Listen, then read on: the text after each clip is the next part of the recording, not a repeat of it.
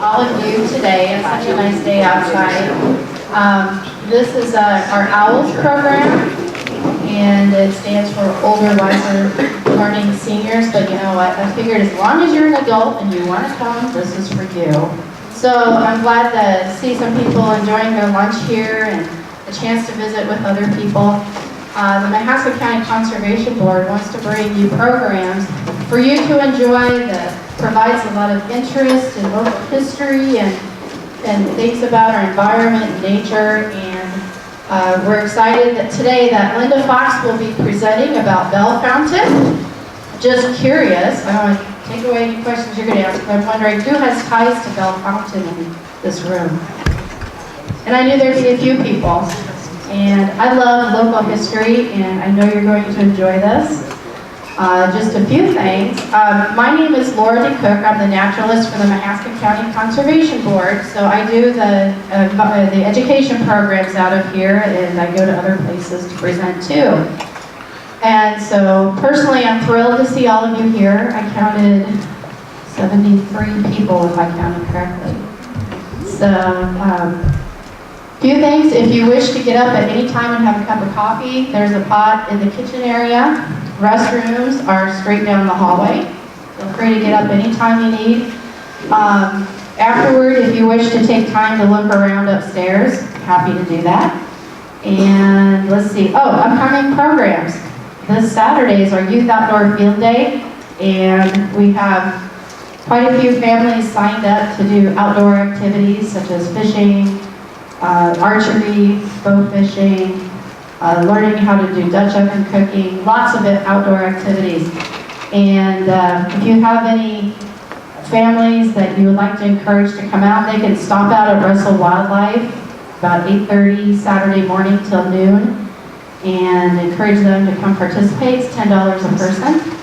And then also in October, we have our annual Halloween event at Evelyn Access with afternoon fun and full of activities, and the campsites are decorated up for the Halloween season with lights and inflatables, and people go all out. We have contest prizes for the best campsite, and kids go trick-or-treating. So it's a fun thing to see. So if you want to participate or stop out, you're welcome to do that. But won't take any more of your time. I'd like to introduce Linda Fox, and she is a member of our Mahaska County Conservation Board, and we were visiting one day and we were trying to think up some interesting topics for this program, and she has a deep interest in Belle Fountain. We thought, let's go for it. So let's see what Linda has dug up for our history.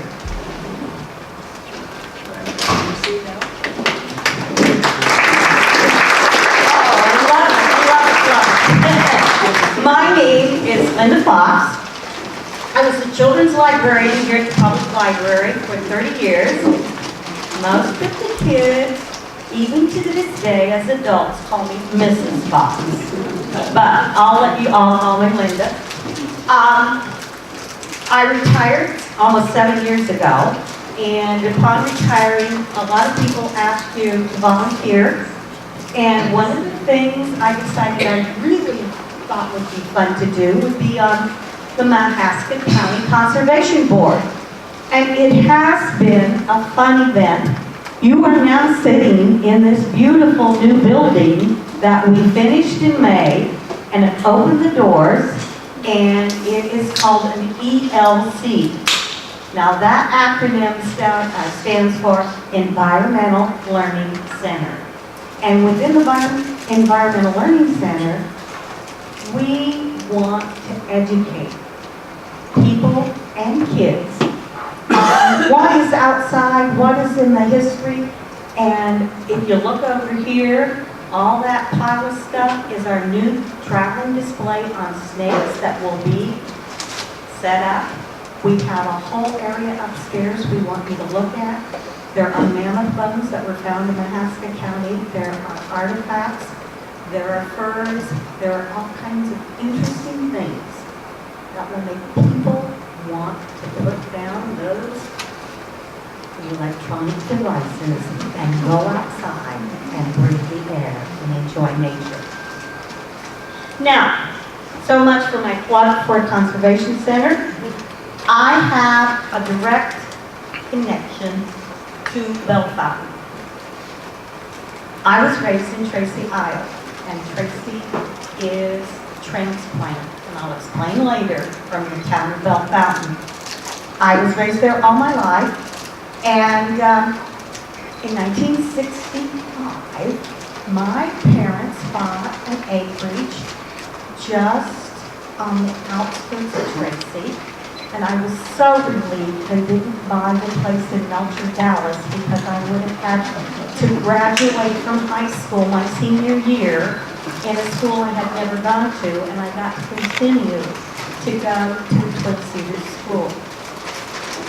Anyway, on this acreage they bought, part of it is in Marion County, part of it is in Mahaska County. There used to be a watershed down there for rural water, and that was kind of the dividing line. Many people think the Des Moines River is the dividing line between Mahaska and Marion County, but it's not. It is beyond the river a little ways. And in that area is where the town of Belle Fountain was formed. Now, if you look at the table, you're going to see Belle Fountain. And it's been spelled every which way but loose.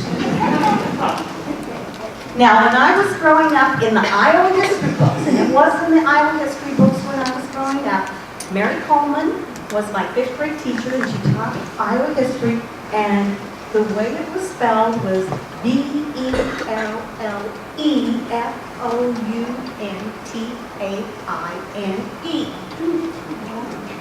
Now, Laura says when we decided we to do a program on Belle Fountain, that's how they knew where I was from. Because when I was reading the minutes, and I said, it's not spelled correctly.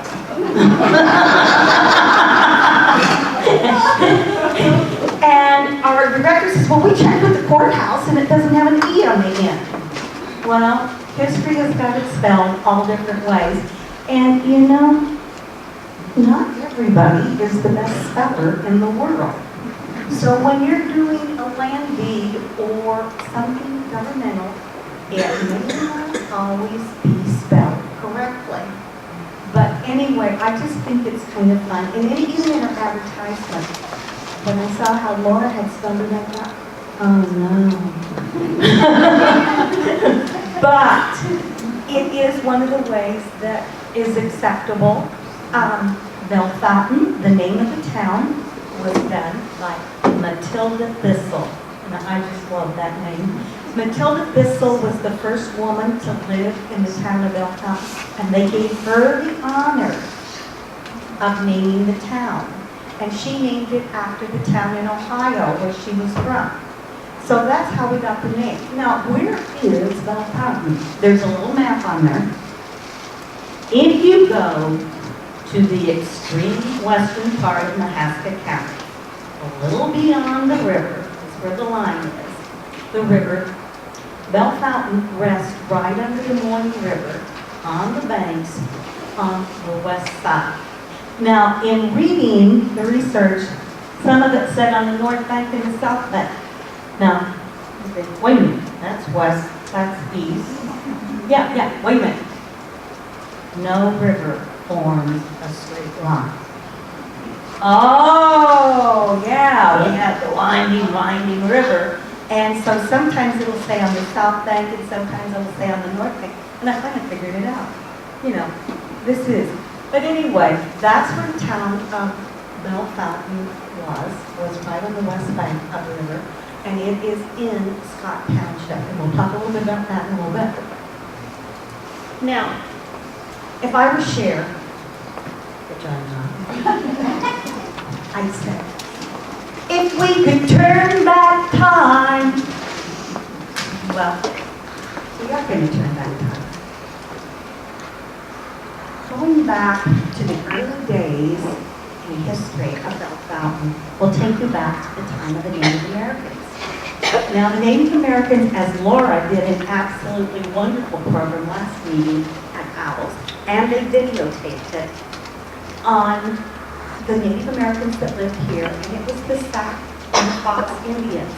And they actually had a camp set up right on the eastern shore of the river. Back then, everything was pristine, and you could actually see the bottom of the river. Linda, Whoa. could you speak a little louder, Okay, please? okay, is that better? Thank you, That's Joanne. better, yeah. Yes, and anybody else that wants me to speak louder, I know how to do it. Ask Steve. Anyway, on the bank of the East River was the Sac Indian, and they lived there. And thanks to Gene Phillips, donated his father's Native American collection of artifacts that he gathered in this area, and they are on display upstairs. Now, as any of our displays, we're not putting everything out at once. We want people to come back again and see something different. But if you go upstairs, you're going to see these Native American, and they're everywhere. I have several copies of things that people have found along this area because the Native Americans frequent them quite often. Before I go any farther, because I'm afraid at the end I might forget, I have to thank a few people. First of all, I want to thank Robert I. Garden for in 1907 publishing a book called The History of Scott Township. From his first-person observations, I was able to go back and do the research that is so important to us. And then I did a follow-up with the Tracy Centennial, which was written by a group of people in that community that had done their research on what happened to Tracy. And then there are two brothers, Tom and Jim Snyder, and every community needs a Tom and Jim Snyder to produce a magazine called The Bobcat. The Bobcat is stories people have written about Tracy Belle Fountain, and then they publish it almost on a quarterly basis. What a wonderful wealth of information they have given us, and pictures that people probably took with their brownie cameras to help us relate to what was in the past. The other person I would like to thank is John Jacobs, who is one of our local historians, and he can come up with magazine or newspaper articles that you think, oh, I've got it down pat. Oh my goodness, that really happened too? And we're going to share some of those too. And then Cindy Godlove at the Public Library for being a reference librarian that loves local history and will help anybody that is there. Then all the people that had lived in that area, Sandra Hauser and Judy Belzer and Larry Ansel. Yes, they brought things in that you can observe, and we'll talk about those a little bit. Okay, let's start with the chronological. I didn't know how else to put it together, so you go down to chronological.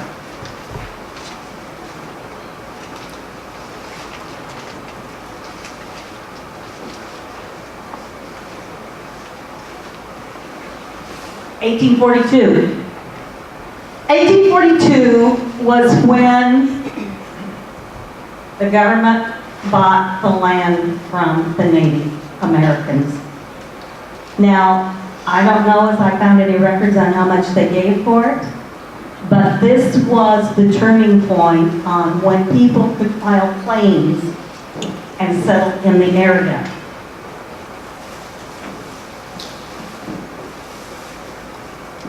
Then, in 1843, we have records of Dr. Boyer being one of the first people to file a claim in the town of Belle Fountain.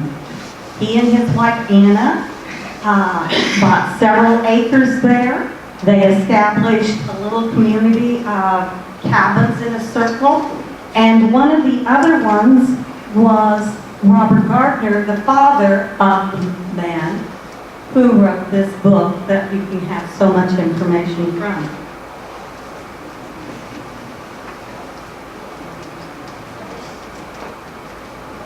Um,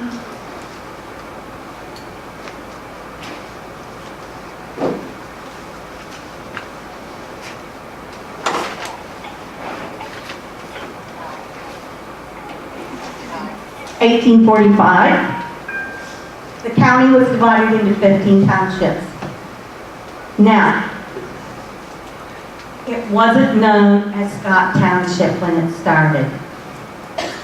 It was known as Jackson Township. But the people that lived in that area didn't really care for Andrew Jackson. They liked a man named Scott that was in the Mexican-American War. So in 1845, when they divided the township, Jackson was the name, and in 1854, it was changed to Scott Township. Okay, here's one everybody that had Iowa history should know. 1846, anybody want to tell me what it was?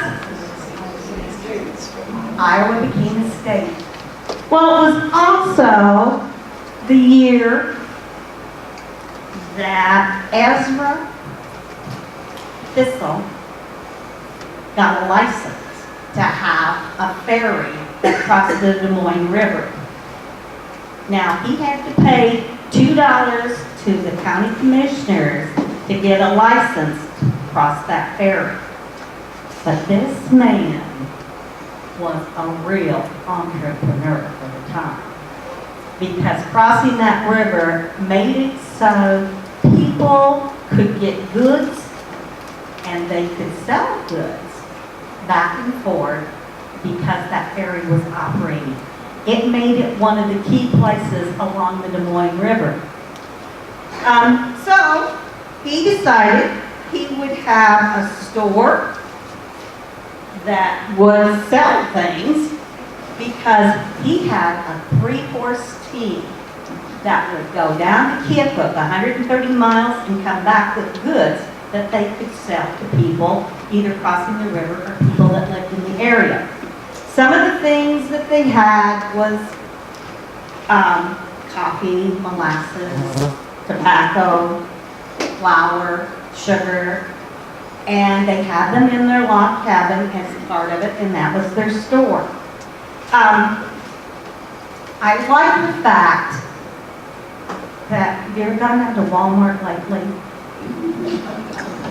And they have this pickup where you can call in and get your things and then pick it up. Well, that's not a new concept. Now, they may not have had telephones then, but as neighbors were driving their wagons into town to get supplies, they would stop at other neighbors and said, I'm going into the store, do you need anything? And they would pick up whatever was needed, I'm sure charge it to their account, and then they would come back and supply their neighbors with what they needed. Neighbors helping neighbors. What a concept of kindness, of people getting along with one another. Okay. Now we're down to 1851. In 1851 it started to rain, and it rained, and it rained, and it rained, and it rained. Well, the rain came down and the river came up, and the river flooded from bluff to bluff. Now, 1851, they didn't have any cameras to take pictures of how bad it was. But they asked the Native Americans, they said, is there a flood here? And I'm sure those Native Americans grinned and said, nah. It doesn't flood here. I mean, we remember what you paid us for the land. But anyway, it was a major, major flood. And if you look at the floods of 47, that we have some pictures that have been taken, if it went from bluff to bluff, it was from the bottom of Belle Fountain Hill, which is way, way over there where the Hausers lived, where the Hunsteins lived, to over by the 92 bridge, the old bridge. That was a huge area. And it wiped out everything.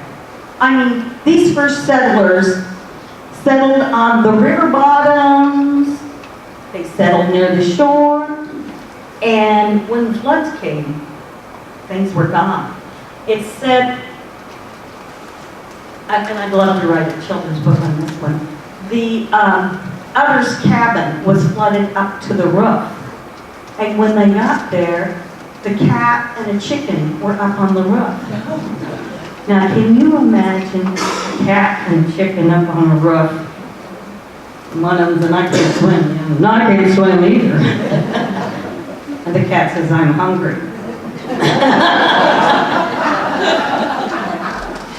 But the flood was really, it wiped out houses, it wiped out everything they had inside. Of course, they couldn't plant crops. Some of them said they couldn't get the crops in until July, and of course, as we all know, that's not long enough growing season here in Iowa to grow corn. So there's that country song, if I make it through December, I'm sure these people were thinking if we make it through September, we'll be lucky because they wiped out the grist mills. There wasn't any way to grind flour. So a lot of them lived on what corn they could. And of course, we all know Native Americans ground the corn with stones. So they did whatever means they could to have enough food to survive for that winter. One of the stories that Robert Garden had, and I just, this one stuck in my mind that I thought was so good, is during that flood, his mother said, oh my goodness, the hogs are out there someplace. And of course, hogs ran wild in the woods. And so, Dad wasn't home at that time. And I'll talk about that in a little bit. So, the mom said, well, can you boys go out and see if you can find the hogs? So, Robert Garden and his brothers had a skiff, and they set out down the river to get the hogs. Well, they finally found the hogs on a 10-foot square area, and I'm calling it a bluff, with my imagination going where these hogs must be. And they found them, and they captured them, and they tied them to the skiff. Well, night came in, and if you're in a flooded area, you know there's trees and debris all around, and they couldn't tell where they were going, and so they had to hunker down for the night and stay warm by snuggling up to the hogs. Well, needless to say, any mom knows that when the kids don't come home at night, you start to worry, let alone if they're out in the flooded river searching for hogs. So she called in all the neighbors to have a search party to go find the kids. Well, they said, we can't do too much till dawn. So the next morning, as they were getting ready to search for those kids, here they come down the river with those hogs, and they all made it home safely. Now, the reason the dad was away was I skipped one of my dates, 1849. Does anybody know what 1849 was? The gold rush. Who said that? Very good, the gold rush, the 49ers. That's right. Now, in my history book, I saw, these people going to California to mine for gold. Let me tell you this.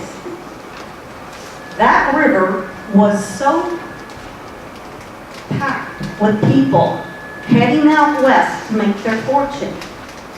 I kind of think, when the lottery gets up to a certain point and everybody goes buys tickets so they can be rich, that may be what everybody wanted to find gold, and they must have thought California was, because Tally's Ford Ferry charge so much to get across the river.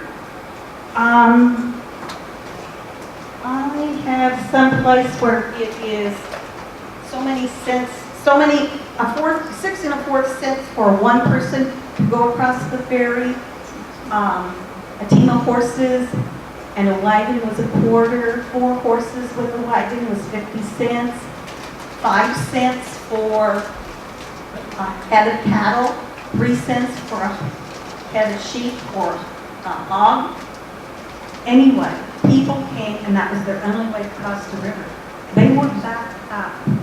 Day and night, they took them across the river and made a fortune. They were backed up for 2 weeks, waiting their turn to get across that river.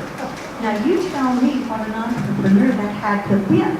Now I just can't imagine that many people, but Robert Garden in his story tells about it cost quite a bit of money to go out west because you had to have a team of horses, you had to have a wagon, you had to have supplies, you had to have mining equipment. Well, there was about 5 of them from Belle Fountain that pooled their sources and went out to California. Robert Garden's father, Robert, was one of them, and his 2 uncles. And they went out to find gold and become rich as can be. Well, about 3 or 4 of them didn't ever come back. And one of them was Robert's father, because when the flood of 1851 hit, he was out mining for gold, and Mom was home with the kids, taking care of all them, and they were all doing their part.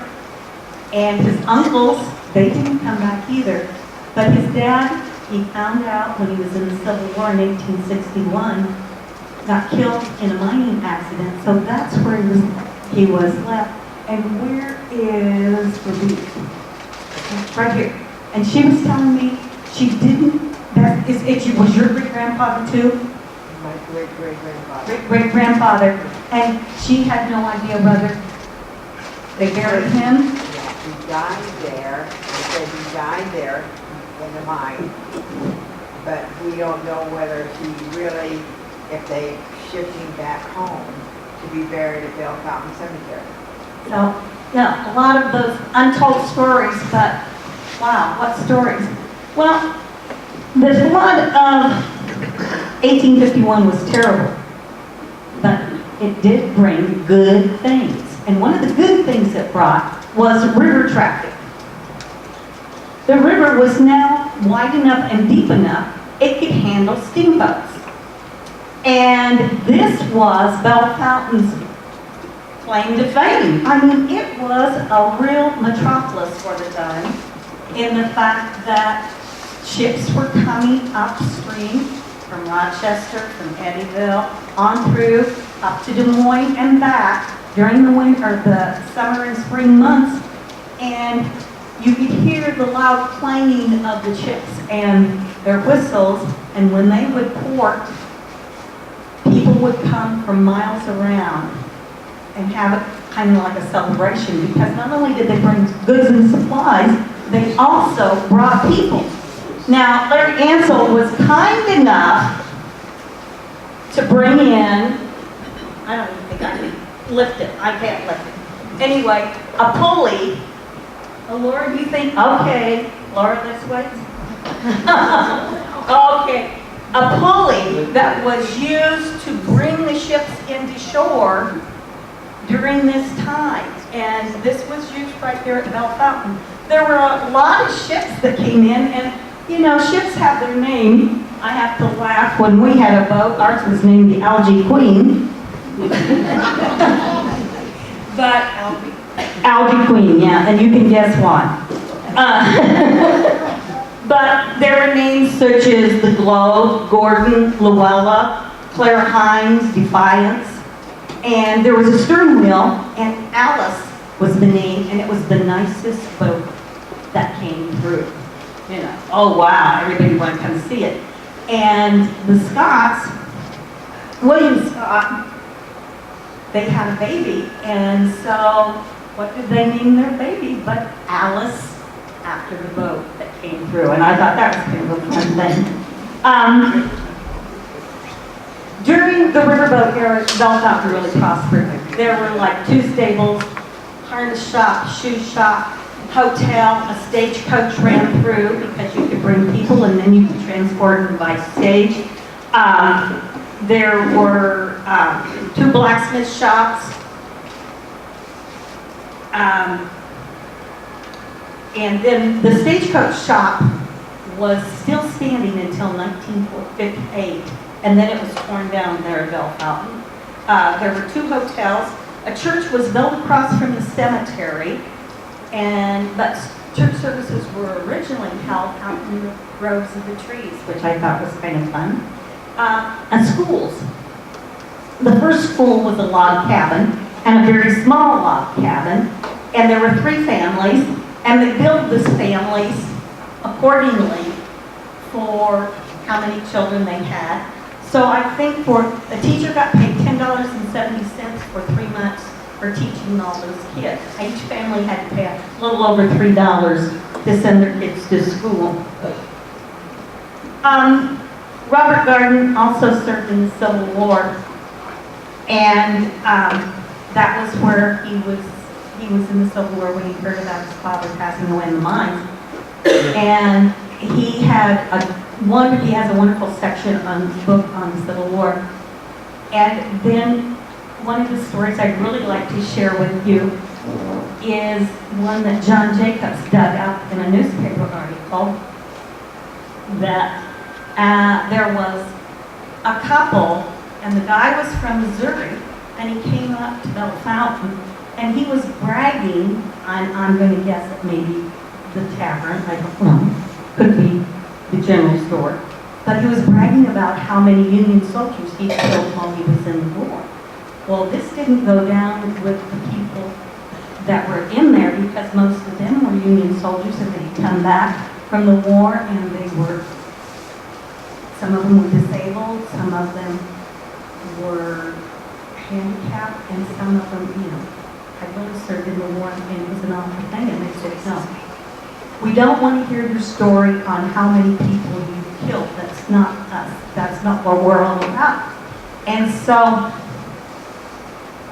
they told him never to come back to the town. Well, apparently his wife had relatives there, and he did come back. And he went in, and they saw he was back, and someone shot him dead. Now, Steve, what's the name of that town in Missouri? Skidmore, Missouri. Have you heard of that story of Skidmore, Missouri, where somebody got shot and nobody in the town tells what happened? That's what happened in Belle Fountain to this guy. Nobody fessed up who it was or how he got killed, but he did have it. And that was a fun newspaper article that went on.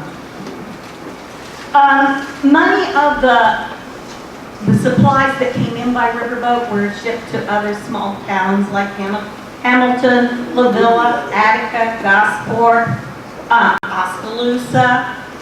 So it was a real business type thing that was happening. They even built a storeroom to store some of these goods so they could keep on taking it. And then in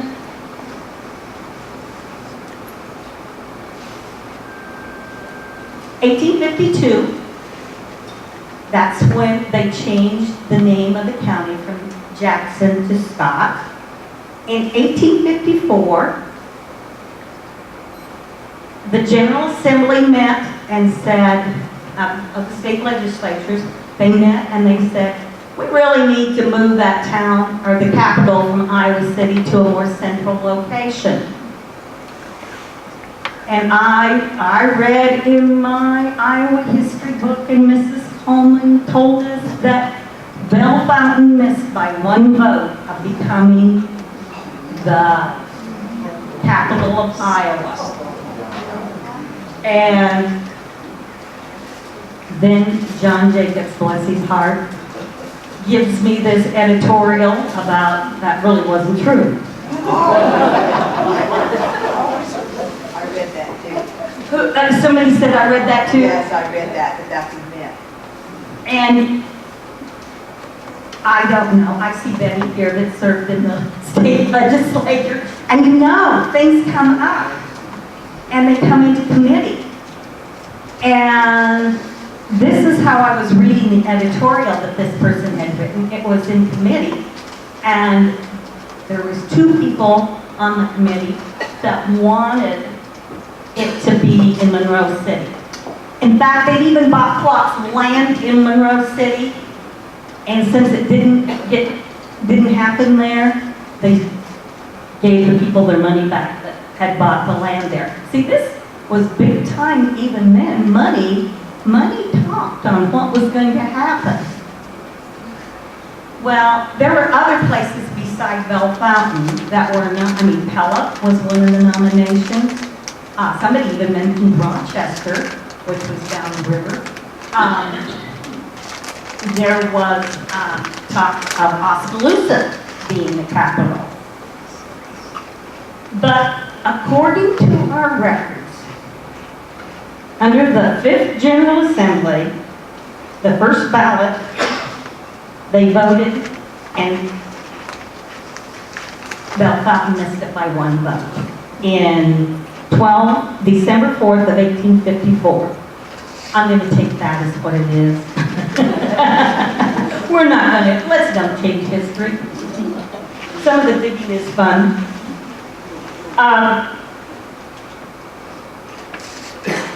In 1898, well, wait a minute, I'm going to back up. In 1860, something happened to the town of Belle Fountain. The railroad came through. Now, the railroad didn't come through Belle Fountain because we got a mighty river to cross. It came through what is now known as Tracy, which is a mile west, some people say south, of Belle Fountain. And from that establishment of being the railroad there, it became the center. And many of the houses that were in Belle Fountain were literally picked up and moved to the town of Tracy. And then, so Belle Fountain kind of slid into oblivion. They had the bridge that crossed, and in 1898, there was the bridge that's still standing today that brought the cars across. The railroad bridge that they built got ruined by a flood, and I'm not remembering exactly what year that was. But in 1935, they built the old 9192 bridge across the river, and of course it has been flooded many times. And so we get down to Belle Fountain today, and if you go there, there's a few houses, none original, but as you can see from the map on the table, there are many plots of those 12 that those 2 men locked out. And what we have left is our history. The stories that went along with it that I have laying here on the table. Over here, Judy Belzer was glad enough to bring her home place, the Hauser property that was right at the foot of Belle Fountain Hill. Your mom's old place. You didn't ever live there? I did. Sandra did. Okay, Sandra Hauser lived there. Also, Steve, my husband's grandmother, Lottie Benz, was a Hauser, and she grew up on this place. So that was right at the foot of Belle Fountain Hill, and apparently it was far enough from the river that it never flooded, Sandy said. There might have been water in the basement, but it never flooded. Yeah. We have several articles. Oh, I love the one on the ice. They did get ice from the weather in the wintertime, and that brought in the blocks of ice. How many of you have been out to Edmondson Park and seen this one? Mm-hmm. This house was originally in Tracy. It was built in 1874 by the Rouses, ROUZE family, and it was taken down and rebuilt and brought here. Houses. Oh, I laughed. Steve's mother was a Benz, and I told Marilyn that I had to bring, I better mention something about the Benz family too, because they were here. Oh, in the floods, I have a picture of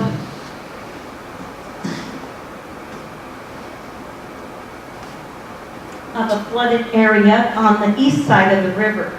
Now, John Jacobs gave me this wonderful article about a few couples coming up from Buxton and buying land on the east side of the river and developing a recreation park.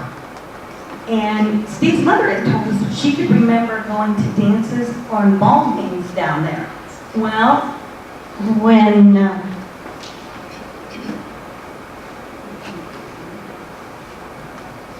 when we received a picture of some of these, there was the flooded dance floor on that side of the river that was in use. These people had a lot of fun and a lot of good times in it. And I come across this picture. When I was raised in Tracy, I was always told that we never had a tavern in Tracy, and that was because we weren't incorporated, and if you were incorporated, it was legal to have a tavern, so they never got. In the Bobcat, those two brothers dug up where there might have been a tavern a couple of times, but they never advertised liquor. But in Belle Fountain, this is a picture of the tavern that existed in that town, and it was incorporated. Okay. I think I'm going to open it up to any questions or comments people might have. Yes? My mother was born right behind the houses. In a log cabin.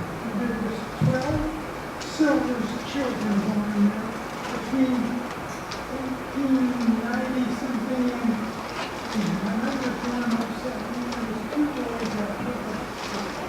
Did you know that, Sandy? Yes, Okay.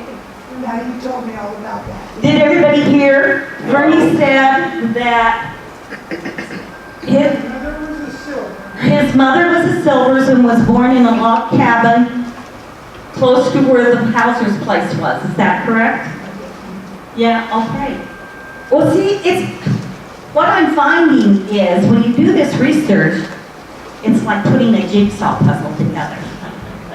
It all starts to fit, and you suddenly realize who is related to whom. Well, now you're laughing. I had a very good friend. Her granddaughter was dating a boy from Pella. And she said, what's that boy's name? And she told her, and he says, who's his grandpa? And the boy told her, and she said, oh, honey, that's my first cousin. So it's a small world. Any more questions or comments? Yes? Linda, down at just below Belle Fountain is the ripple. How did the boats get across the ripple? That's the rocky, it's where the dragoons crossed. And it's rocks. We used to play on those rocks all the time. And was the river deep enough to get the boats?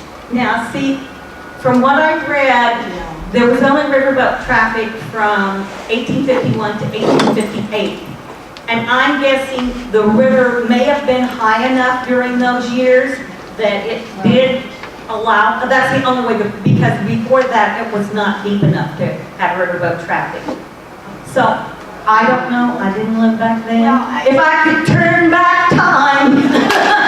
I mean, the ripple has all been there since I've been around. Yes, and I've seen it, yes. And I thought, I don't know, I just didn't realize that the river was that deep because I've been in that river.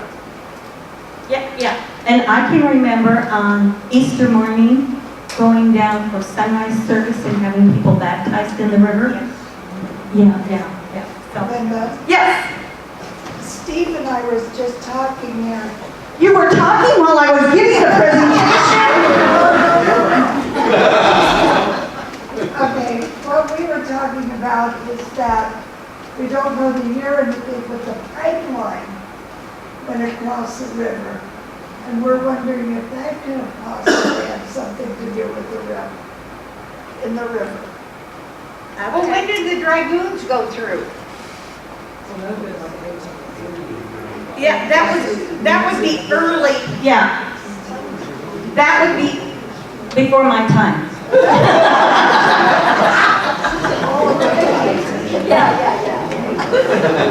Okay, but these are all interesting questions that, you know, if we did some research, we might come up with. Like the pipeline, I'm sure we could find out when that went. As far as the dragoons, there is, in fact, I know Beverly Van Dievender did a lot of research when she was at the library on the dragoons, and she made sure that some of the signs were up. I think we might be able to pinpoint that too. I think it was 1835. Oh, I love it. 1835? Did you have your device up? A couple of weeks ago, I did. Okay, about 1835. That would be Counting for force. that would be about the time frame in the fact when the land was purchased and developed. But 1835 was when they were going through, and the dragoons were the forts and everything that they were establishing. And Des Moines was a fort at that time. And they offered so much money to have the Capitol put there, they never came through with it. But the Capitol was built with, and I can't, but it was a considerable amount, but was known as one of the most beautiful capitals in the country. And I think it still is. Yeah.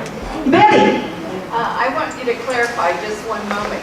So when you finally said that it was that the official state registry that listed that vote that took place? So that would be an official vote? That's right. You know, and I don't know where everybody's from, but this did come from an Albia paper. I'm sure you could research that at the historical, Yes. museum up in Des Moines. Yeah. And anytime it is an official record, it is documented. And our whole library would have it up there. It's forever on record. Yeah, it's forever on record. So we're going with, how cool is that to have a town that just missed one vote? What would happen if it would have become capital? We would be part of Des Moines, you're right. And I tried to Google this morning how many square miles the city of Des Moines encompasses, but you would have a huge area here that would be metropolitan. And of course, being on the Conservation Board, and we don't get very much money. If I compare Polk County's Conservation Board to what ours receive, they get millions. I think they looked it up and it was over $6 million they have. Well, believe me, we don't have near that. We have 5 employees. And I can't, Peggy, do you remember how many that Polk County has? 38 full-time and 100. Oh, there's Dave. 38 full-time And 100 part-time. yeah. And how much is our budget annually? Our budget's 423, theirs is 6.8 million. If we could turn back time. But no, I like us just the way we are. Yeah. Any more questions or comments? Yes. Okay. When did they start testing your cars on the hill? When did they start testing cars on one hill? Belle Fountain Hill. Belle Fountain Hill? Belle Fountain Hill. If you could get your car up there, so You know, I have heard that, you know, where we live out on Courier Hill, and we have heard that they would test them out on Courier Hill. And if you make it up for Courier Hill, then it was, but that was in the early days. if you could get your car up the hill,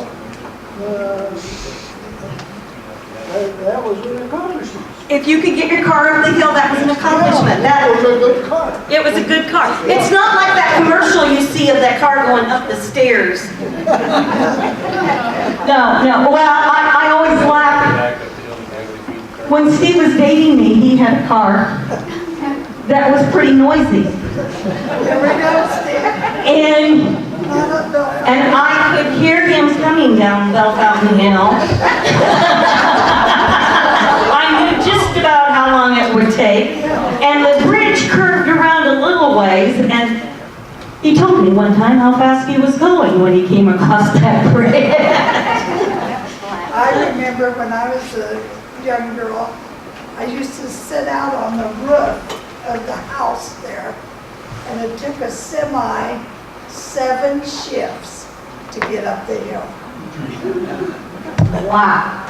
And one time when I was probably about 7 years old, it was in the dead of winter, and there was just snow all over.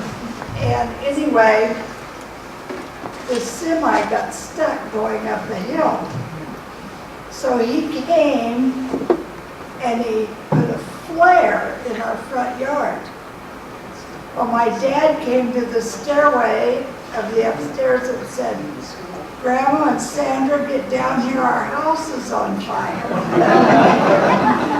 So anyway, we got downstairs and got out there, and this man's looking around, you know, and Dad said, "The house is on fire." And he realized it was the flare he had stuck in our yard that just, with the snow and everything, it looked like everything was on fire. So that was one of the many things that, one time when it was real bad, we had like 4 families that were trying to get to Oskaloosa staying at our house. When the flood was on, we went and got our neighbors, the Moody's and Honsteins, and brought them up in a boat, and a lot of history back Tell them then. about how they got the movies. In 3047? Yeah. Okay, we went down in a boat. Well, my dad went down, said, "You need to get out." "No, we're not going to go yet. Not going to go yet." Well, here they came. They needed to get back up to the house, to our house. So anyway, we took a boat down there and got them up there, but then he wanted all of his cattle up there too. So we hauled the cattle in the boat one at a time to put in our pasture, and it was quite a time. Her dad was quite a man. He was our bus driver for a while. Oh, I love the stories. Anybody? Okay.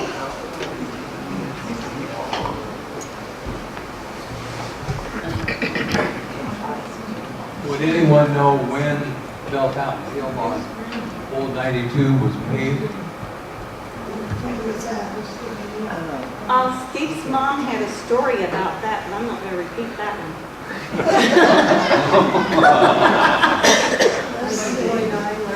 1929. I think that would be about right. Yeah. I think so. If the bridge was built in 1935, I would say 1929 would be about. And then it changed course. I guess that's right, Mary. Okay, you want to hand it across the table to her? Oh, yeah, you do. On the route cabin, my mother one day was telling me everything that was inside of there, where everything was at. And she asked me, I wonder where all the furniture and everything went. So does anybody know? Okay. Ben Arkels, do you know where all the furniture from the cabin went? That was in the cabin that was moved to Edmondson Park? Right out there at Edmondson Park. Okay. It's all still there. She knew where everything's at. Oh, how fun. But I never, at that time, I was too young. I didn't go ahead and I didn't put it out. Oh, what a true statement there. I was too young to know what everything was. In fact, I find that I wished I'd been a little more talkative and inquisitive as a young kid, or because you, yeah. Diane's laughing. But you know, I could have found out so many more things. But I do, in closing, what still stands is Belle Fountain Cemetery, and it's one of the biggest cemeteries in Mahaska County. And many people are buried there, including my parents, a sister-in-law, and 3 nephews. And as I go over and visit the graves, I can't help, and Steve's grandparents are buried there too, the Benzes. And as I walk through, there are so many people that were so much a part of my childhood, be it Sunday school teachers, or Miss Gladson, my piano teacher. Very important people in my life that I truly cherish. And I'm going to close with, it does take a village to raise children. Thank you.